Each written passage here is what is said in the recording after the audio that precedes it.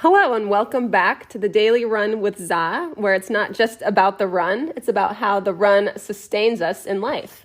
My name is Eliza Miron, and I haven't missed a single day of running in 18 years, and I'm here with my dad, Pete Eshelman. Hello. Yep, who hasn't missed a day in 15 years. So today we have a special guest, and his name, I know him by The Raven.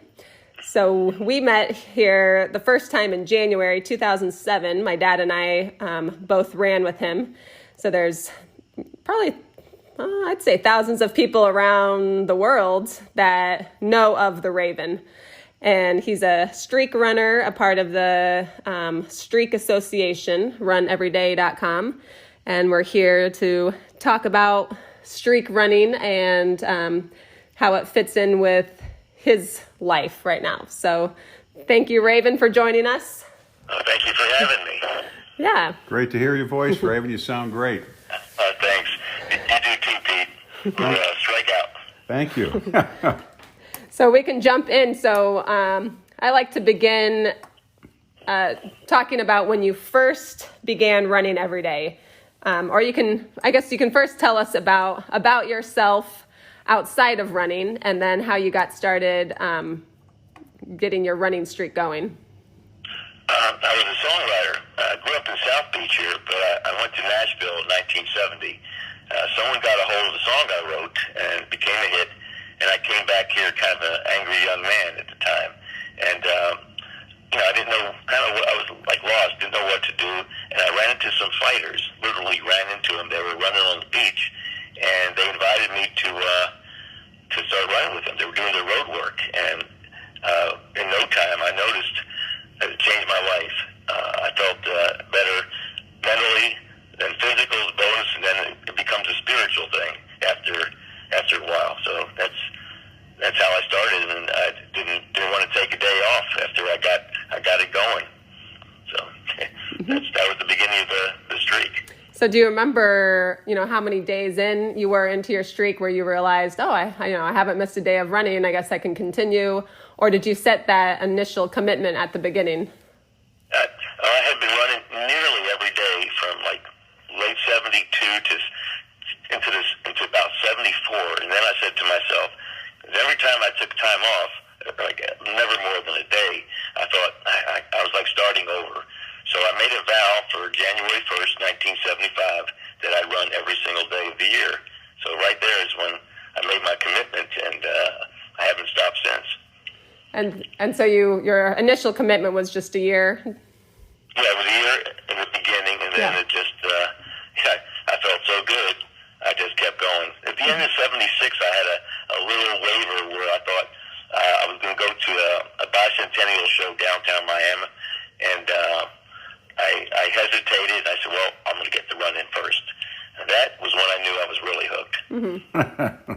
And then, right. And how long has it been since, 1975, so. Well, it's 45 years and 10 months.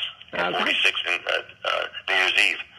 Nice. And for you have kind of a special streak, meaning, the guidelines of the Streak Association is at least 1 mile every calendar day. I do 8. Yeah. Even I just turned 70 a few days ago, and I'm still doing 8 miles, but I am pretty slow these days. Happy birthday. Hey, thank you. Thanks, Pete.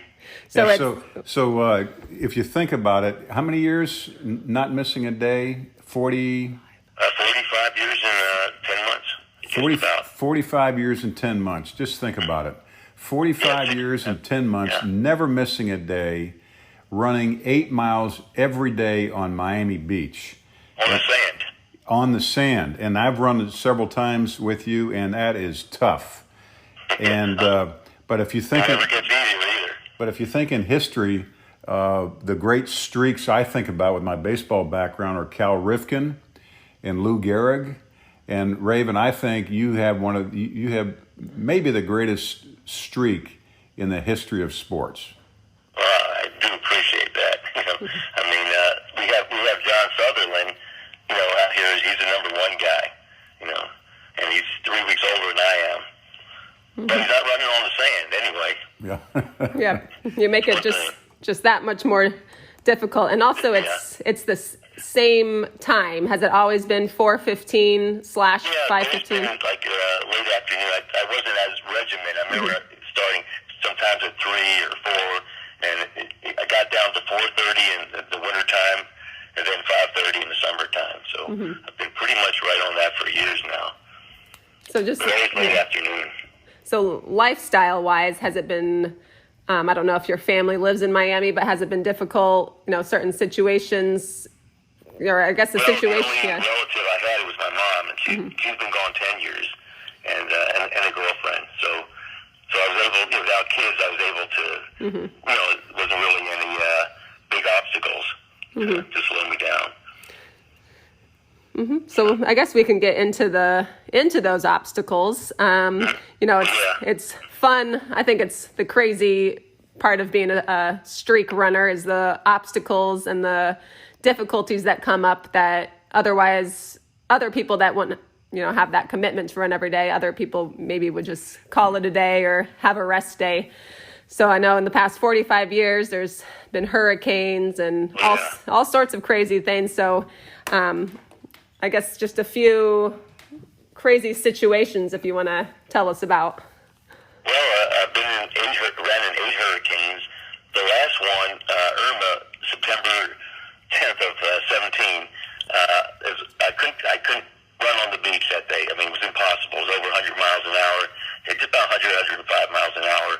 Got out there, and it spun me around. I sunk in the sand about 3 feet. I was blinded. I had another crazy guy with me, too. And then I had measured my building, so I did 240 laps around my building. But I was outside the whole time. I've been in another hurricane, 86 miles an hour, where I ran on the whole beach that time, and it felt like needles hitting my legs. I should have wore long pants, but it felt like I was going to look down and see all the skin on my legs gone. I've been in hail where another 5 minutes of the hail would have killed me. I had to run in place next to the lifeguard stand, and when it was over, I had blood dripping down. The lifeguard was laughing at me. So there's been some close calls out there, I'll tell you. Yeah. Hey, what this year with COVID? That hit. We ran with you, I think, in January. No, December 31st. That was the 31st, right? Yeah, December. That was a great run. Yeah, that was a great day. And then I'm so glad you guys were there. Yeah, thank you. We're honored to run with you. And then all of a sudden in March, bang, this COVID thing hits. And didn't Miami shut Miami Beach down? They did. They shut the beaches down. So for 2 weeks, I had to run on the cement, and I was finding little strips of sand, behind on the back beach or in the parks. And I didn't ask the city, but somehow or other, a lot of runners and people said, Raven's back. My back is real bad. I have spinal stenosis. So people were contacting the city officials and the mayor. And on April 1st, the lifeguard said, you got permission to go on the beach. So I was out there alone for 74 days by myself. I couldn't run with anybody else. Wow. But I was real safe. There was nobody out there. It was kind of eerie because all I saw was the same pigeon tracks and seagull tracks and my own tracks going back and forth. Yeah. You know what was really neat is that I got a picture, I think it was in the Miami newspaper. Yeah, and I think from a drone took it. Yeah, and typically when you run, and we have pictures of you running, there's thousands of people on the beach and dozens of people running with you. And here you are a solo. You've got the entire Miami Beach to yourself. It is so cool, but I think it was so cool. It really was. I had a lot of time to think. I wrote a few songs out, in my head, and it was the safest thing for me. And then now we got people back there again. I missed the people, but that was perfect for me. And I don't know, a lot of people must have contacted the city because and I had that email. I kept it with me all the time just in case police didn't know who I was. So what was that like? I mean, early on in your streak, you mostly ran alone. Is that right? Yeah, the early days, I ran by myself. I think the first 2 years before I had the first runner, and then 6 years before I had the second, and then I started getting runners. few blocks or a few miles, but I didn't have any 8-milers back then. Mm-hmm. You know, So was I that was running only on the soft sand back then? Also, You know, Raven, you talked about it was great. It's great thinking time for you. it was. And when I've spent time around you and talked to you while we're running, your mind you have probably one of the greatest minds of anyone in memory. And do you think running helps that concentration? I would definitely say yes. You know, I had my mom and my grandma both had Alzheimer's, and you know, I'm 70 years old. I remember like sharp as a tack. You know, and I think I really contribute to running every day and exercise and being active. So it's a bonus in so many ways. Running and exercise. It's so many people, you know, even in their 30s, you know, have a difficult time walking.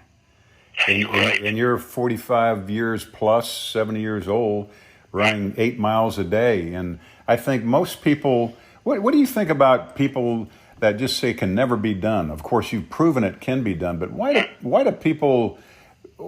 they just kind of give up? I don't understand it. I have friends like that. You know, they'll even watch a baseball game and it's 2-0, they're giving up on the team. And I'm just real stubborn, and I never give up. You know, I just feel like it's just not in my nature. You know, I got the stubborn gene, I say. I haven't wrote a song about it. And I think that it's just easy to give up. And people need to push themselves and challenge themselves to do more. Yeah, that's how I feel. So early on, were there people that were telling you not to run every day that was bad for your health? I know that. Yeah. The thing was, you got to take a day off. You can't improve if you run every day. Well, I just wanted to stay the same. I didn't need to improve. I just didn't want to, go backwards. So. And did you have any injuries that you had to run through? I mean, I know. Oh, God, yes. Yeah. You name it. Yeah. Besides the back pain, spinal stenosis, knee pain. I had broken bones in my feet. Concussion one time. Tore some ligaments and tendons in my leg. I jumped from a wall one time when I was 29. You learn from all these things. Yep. And how has your commitment to running every day, especially at 4 p.m., has the rest of the day, after your run and then the day before your run, has that kind of been modified to be able to sustain a consistent run every day? I kind of build my whole schedule around the run. You know, certain time of day, I go to my workout at the pull-up bars, and then the run after. So it's kind of all regimen that I do the same thing. And I don't mind every once in a while you get a commitment, and I got to tell them we got to move this back an hour or so. It's like the run comes first always to me. It's been my savior, so I gotta keep it safe. Yeah. Yeah, Raven, with my background with the Yankees, I've been around a lot of elite athletes, and you have that elite quality where it's about commitment, dedication, and working through pain, and being smart about it. And there's not a day goes by that I don't have pain, but I know not to push myself. If it's hurting, you gotta slow down. If I'm feeling good, I might pick it up a little. But the whole thing is, I tell people I'm training to come back tomorrow. You can't look too far ahead. So not to do anything foolish, and just get ready for tomorrow after you're done with today. And I think that's great wisdom, because a lot of people just kind of live for today. They do, and they don't think about anything in the future. And we want to have a future. But also going along with that, the planning ahead for the future, being able to complete your run tomorrow. But would you say the daily run is a way to kind of live in the moment and appreciate the present as you're running? Oh yeah, I try to enjoy every run. You just never know when it's going to be the last. So I try to enjoy it to the fullest. The people that are with me, and the weather, whether it's good or bad, I try to enjoy that too. One of the great treats of running with you, Raven, is is that you remember people's names and you come up with a nickname. For anybody that runs with you, that completes the run, you come up with a nickname. When did you come up with that idea, and how did that come about? That's a good question. When I was a kid, I played baseball also, but not professional, but just for fun. And I gave all the kids or all the people that played with us nicknames. I'd come up with something, and it was kind of fun. And then being songwriter became a creative process to come up with a nickname. So the first guy to do the run, he had a nickname. He was Coyote. The second guy was Phoenix. The third guy's nickname was Yule, and the fourth guy says to me, "What's my nickname going to be?" And I said, "Oh, I started something here. I started a trend. A trendsetter would understand." And that became the thing. I come up with a nickname, their personality, the way they ran, what they did, and it's fun. Everybody becomes that person, and a lot of our runners don't know their running partner's real names. Yeah. And do you want to tell the story about how we got our nicknames? Well, when I talked to your dad, he told me he was a pitcher, and what better thing for a pitcher to do is strike out people. So immediately he was strike out. And you told me that you like to start things. You had your own style. You were a trendsetter, and that's perfect. Yeah. And I believe your dad, your brother Tim, we came up with consistent, I believe, for him. Yep. Yeah. Yeah. That describes him very well. Yep. Yeah, and that's a good thing to be, especially for a street runner. You know what's amazing to me, Raven, is that to run with you, it's such a privilege and an honor. And I've had on one of the runs, it was interesting. People are at the lifeguard stand waiting for you. They get there, and they start. A couple of them. I think there was probably about 20 people that night or that afternoon, and a couple of them were just kind of grumpy and negative. Yep. And halfway through, their attitude, you just have this magic of getting people to be positive, support each other. I don't know if you're aware of that, but these people. I do my best to keep everybody having a good time out there, for sure. Sometimes and I see the grumpiness, and sometimes, and then I said I'll just take it easy, get them laughing a little, tell a few stories, and a few miles in, and they warm up. Yeah. And we have a political event out here tonight, and our country's so divided with the Republicans and the Democrats. And I told some of our political folks here in Indiana, I said, you guys are having a tough time reaching across the aisle. I said, so I have an idea. Get your some Democrats, Republicans, and go down to Miami Beach and run with the Raven at the end of that race. At the end of that race, you're going to be shaking hands and figuring out how to work together. That would be great. That's how our country should be. It's so divided now. We need to get together. And running with me is a good thing. I don't talk too much politics because a lot of people are different than I am. But I say, hey, whatever it is, on the run we all get along and have a good time and have a good workout. You did something good for yourself. And quite a few people have found you over the years and have started their own streaks, because I remember running with you, and I think it was 2010. I met a few people that had some running streaks themselves. Yes, I sometimes read the Streak Runners Association. They write, I started my streak, back in 13 or something. I saw this article in Raven, and it got me interested in starting a streak. And I'll say, well, thank you so much for mentioning me, and I'm glad you're streaking and changing your life and doing something good for yourself. And it makes me feel good that I'm helping people, even far away. And early on, you mentioned it's also a spiritual experience. Do you want to kind of talk more about that? Yeah, the physical I say is a bonus, and then like when I was out there for those 74 days by myself, I was so close. Every sound I hear, it's like so close to God and nature, and running can do that. Even when I'm with people, I'm thinking spiritual. I'm thinking how blessed I am to be out there every day and to be 70 years old and still running, and and being grateful and appreciative of everything. Yeah. And that's what you got to be. And that's a great practice to do every day. And being able to run and have the physical ability in a safe place to run is something we shouldn't take for granted.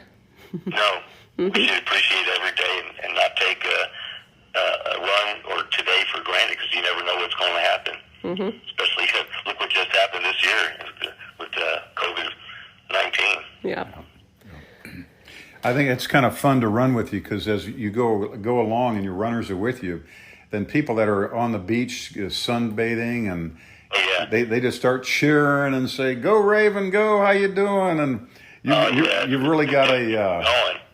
And people said, "Do you know that guy?" I says, "No, but he looks familiar." I always say, because there's so many people out there, and they know who I am. It's like you feel like you're doing something positive, and people recognize it. Yeah. It's all good. Yeah.